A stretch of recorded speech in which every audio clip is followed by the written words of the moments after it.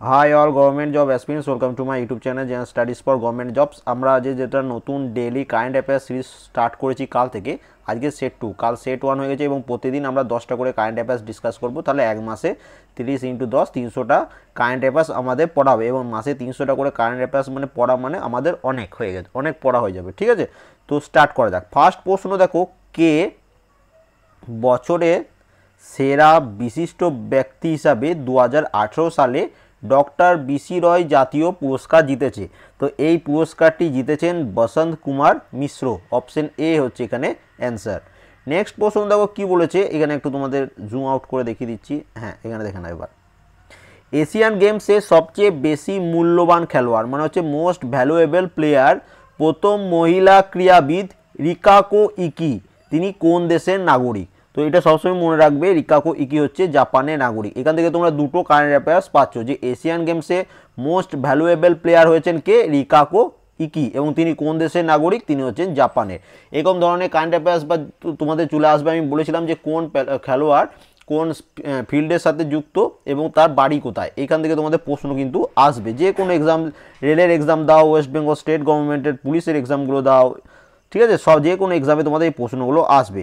তারপরে দেখো, কোন রাজ্য সরকার শহীদ পরিবারদের জন্য কর্মসংস্থান ক্যাম্প সংগঠিত করার সিদ্ধান্ত নিয়েছে? তো এই সিদ্ধান্তটি নিয়েছে রাজস্থান সরকার। এরপর দেখো 14 নম্বর প্রশ্ন। 14 নম্বর প্রশ্ন কি বলেছে না, এখানে 14 নম্বর প্রশ্নটা বলেছে যে 2018 সালের জাকার্তা এশিয়ান গেমসে ভারতীয় পুরুষের হকি দল কোন দলকে হারিয়ে ব্রোঞ্জ পদক জিতেছে? তাহলে সবাই প্রথম যেটা মনে রাখবে যে ইন্ডিয়ান হকি দল মানে পুরুষদের হকি দলটি জাকার্তা এশিয়ান গেমসে তৃতীয় স্থান অধিকার করেছে, কারণ তারা ব্রোঞ্জ পদক পেয়েছে। এবং কাকে হারিয়ে এই ব্রোঞ্জ পদকটা পেয়েছে? এটা পেয়েছে, অ্যান্সার হচ্ছে অপশন ডি, পাকিস্তানকে হারিয়ে ব্রোঞ্জ পদকটি পেয়েছে।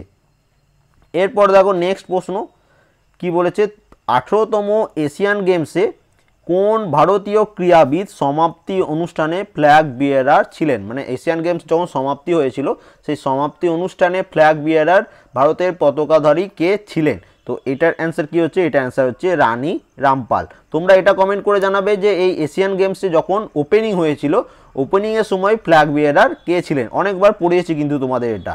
নেক্সট দেখো, নেক্সট আর একটা কারেন্ট অ্যাফেয়ার্স কি বলেছে, moving on moving forward A year in office, এই বইটির লেখক কে? তো এই বইটির লেখক হচ্ছে ভেঙ্কায়া নাইডু। অপশন ডি হচ্ছে এই প্রশ্নটির অ্যান্সার। 17 নম্বর প্রশ্ন কি বলেছে দেখো, ভারত সরকার মানে হচ্ছে গভর্নমেন্ট অফ ইন্ডিয়া ইংল্যান্ডে অংশগ্রহণের জন্য কোন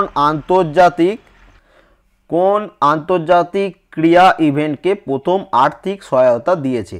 তো এটার অ্যান্সার কি হচ্ছে? এটার অ্যান্সার হচ্ছে অপশন ডি, খোখো। এই গেমটাকে গভর্নমেন্ট অফ ইন্ডিয়া ইংল্যান্ডে অংশগ্রহণের জন্য আন্তর্জাতিক ক্রীড়া ইভেন্ট মানে হচ্ছে খোখো খেলাকে প্রথম আর্থিকভাবে সহায়তা দিয়েছে। অপশন ডি হচ্ছে এখানে অ্যান্সার। সম্প্রতি আন্তর্জাতিক ক্রিকেট থেকে অবসরে ঘোষিত করলেন অ্যালিস্টার কুক, তিনি কোন দেশের সাথে যুক্ত মানে তিনি কোন দেশের খেলোয়াড়? তো আমরা সবাই জানি, আশা করি যারা ক্রিকেট প্রেমী তারা সবাই জানি যে অ্যালিস্টার কুক হচ্ছেন ইংল্যান্ডের প্লেয়ার। ঠিক আছে, তিনি রিসেন্টলি অবসর নিয়েছেন আন্তর্জাতিক ক্রিকেট থেকে।